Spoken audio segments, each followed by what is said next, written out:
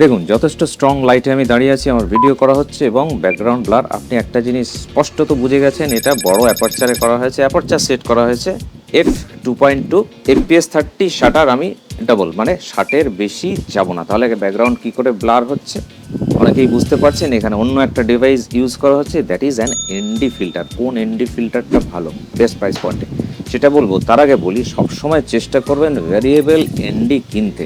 Variable ND মানে এখানে একটা ছোট ডায়াল থাকে যেটা ঘুরিয়ে আপনি যে এনডির যে স্ট্রেংথ সেটা চেক করতে পারবেন আপনার এক্সপোজার কন্ট্রোল করার জন্য। নট অনলি দ্যাট, ভিডিও চলাকালীনও কিন্তু আপনি এক্সপোজার চেঞ্জ করে ক্রিয়েটিভ কিছু করতে পারেন। এবার আসি কোন এনডি ভালো। দুটো ভীষণ পপুলার এনডি আছে, নাম্বার 1 ইজ হাইডা আর নাম্বার 2 ইজ নিশি। এই যে ভিডিওটা করা হচ্ছে এটা আমার নিজস্ব এনডি, এটা হাইডা, দুর্দান্ত অপটিক্স, দারুণ রেজাল্ট আপনারাই দেখতে পাচ্ছেন, আপনারা বলবেন কেমন। আর এরকম অনেক ফটোগ্রাফি টিপস অ্যান্ড ট্রিক্সের জন্য, পজিটিভ কিছুর জন্য এখানে কানেক্টেড থাকবেন।